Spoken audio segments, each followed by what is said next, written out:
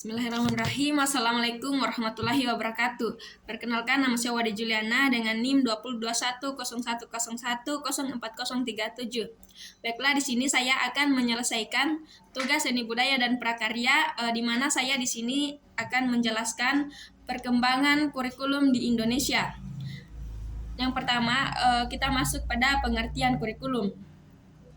Secara etimologi berasal dari bahasa Yunani, yaitu kurir, pelari dan kurir atau lintasan lari. Nah, kalau secara istilah, sejumlah mata pembelajaran yang harus diselesaikan oleh siswa dari awal hingga akhir program demi memperoleh kelulusan atau ijazah. Undang-Undang Nomor 20 Tahun 2003, seperangkat rencana dan pengaturan mengenai tujuan, isi, dan bahan pelajaran, serta cara yang digunakan sebagai pedoman penyelenggaraan kegiatan pembelajaran guna mencapai tujuan pembelajaran. Nah, sekarang kita masuk pada faktor yang mempengaruhi perubahan kurikulum. Nah, di mana yang pertama itu Rencana Pelajaran 1945. Perubahan orientasi pendidikan Belanda kepentingan nasional mulai diterapkan 1950. Isi kurikulum, daftar mata pembelajaran dan jam pembelajaran serta garis-garis besar pengajaran, dan mengurangi pendidikan pikiran dan mengutamakan pendidikan watak. Yang kedua, Rencana Pelajaran Terurai 1952, di mana di sini menjelaskan bahwa silabus mata pembelajaran sudah jelas, seorang guru mengajar satu mata pembelajaran. Rencana pembelajaran harus memperhatikan isi pembelajaran yang dihubungkan dengan kehidupan sehari-hari. Kemudian ketiga, kurikulum 1964, Rencana Pendidikan Sekolah Dasar, di mana di sini menjelaskan bahwa pembelajaran diputuskan pada program pencawardana yang meliputi pengembangan daya cipta, rasa, karsa, karya, dan moral. Pendidikan dasar lebih menekankan pada pengetahuan dan kegiatan fungsional dan praktis. Setiap pembelajaran yang diajarkan di sekolah dapat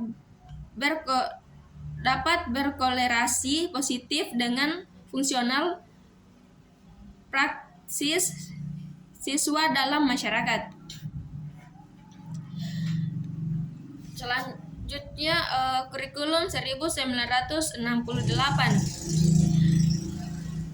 Mana di sini kurikulum 1964, Rencana Wardana, Pembina Jiwa Pancasila, Pengetahuan Dasar, Kecakapan Khusus. Perwujudan dari perubahan orientasi pada pelaksanaan Undang-Undang 1945 secara murai dan konsekuen. Tujuan Pancasila sejati, kuat dan hebat jasmani, mempertinggi kecerdasan dan keterampilan jasmani, moral, budi pekerti, dan keyakinan agama. Isi pendidikan, kegiatan mempertinggi kecerdasan dan keterampilan, serta perkembangan fisik yang hebat dan kuat. Selanjutnya, kurikulum 1975. Prosedur pengembangan sistem instruksional PPSI yang memuat 3 hal, yaitu metode, materi, dan tujuan pengajaran diperinci. Selanjutnya, satusan pelajaran. Rencana pembelajaran setiap satuan bahasan, di mana yang pertama petunjuk umum, kedua tujuan instruksi nasional khusus, didaktik, materi pembelajaran, alat pembelajaran, kegiatan pembelajaran mengajar, dan evaluasi. Kurikulum 1984 sampai kurikulum 1975 yang disempurnakan. Kurikulum 1994 dan suplemen 1999.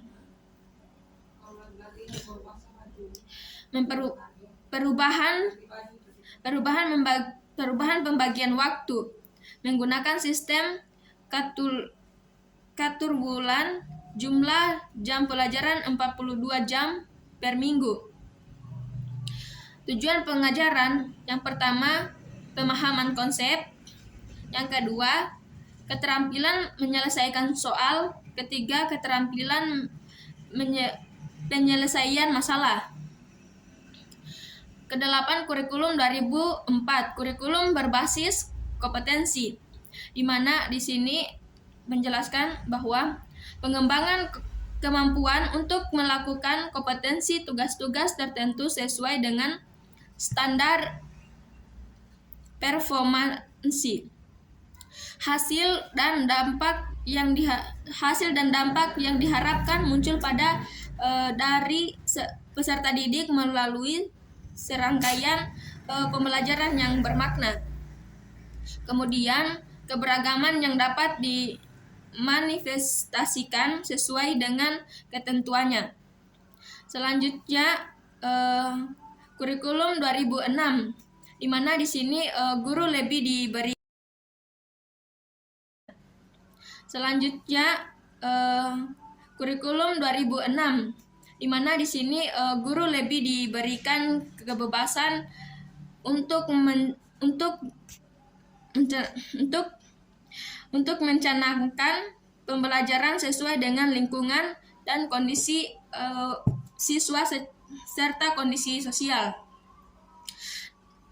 Dan selanjutnya, Departemen Pendidikan Nasional, di mana di sini karakter dasar, kedua standar kompetensi lulusan, standar kompetensi dan kompetensi dasar. Kemudian perangkat pembelajaran atau RPP, silabus, penilaian dikembangkan oleh satuan pendidikan. Dan selanjutnya yaitu tujuan KTSP, yaitu tujuan pendidikan nasional serta kesesuaian dengan kekhasan kondisi dan potensi daerah, satuan pendidikan dan peserta didik. Selanjutnya kurikulum 2013, di mana di sini alasan lahirnya kurikulum 2013. Persepsi masyarakat yang pertama terlalu menitik beratkan pada aspek kognitif. Yang kedua, beban siswa terlalu berat. Dan yang ketiga yaitu kurang bermuatan karakter. Selanjutnya, kurikulum 2013 ini bersifat lebih student centered. Yang aspek penilaian dalam K13 yang pertama itu pengetahuan, keterampilan, dan sikap. Yang menjadi perbedaan mendasar bahwa yang pertama itu konsep kurikulum, di mana seimbang antara hard skill dan soft skill. Dimulai dari standar kompetensi lulusan, standar isi, standar proses, dan standar penilaian. Nah, yang kedua itu proses pembelajaran. Nah, dan yang terakhir proses penilaian. Dan di mana di sini kesimpulan dari penjelasan materi tersebut yaitu pasca kemerdekaan kurikulum pendidikan nasional telah mengalami beberapa kali perubahan, yaitu pada tahun 1947, 1952, 1964, 1968, 1955, 1985, 1984, 1994, 2004, 2006, dan 2013. Perubahan tersebut merupakan konsekuensi logis dari terjadinya perubahan sistem politik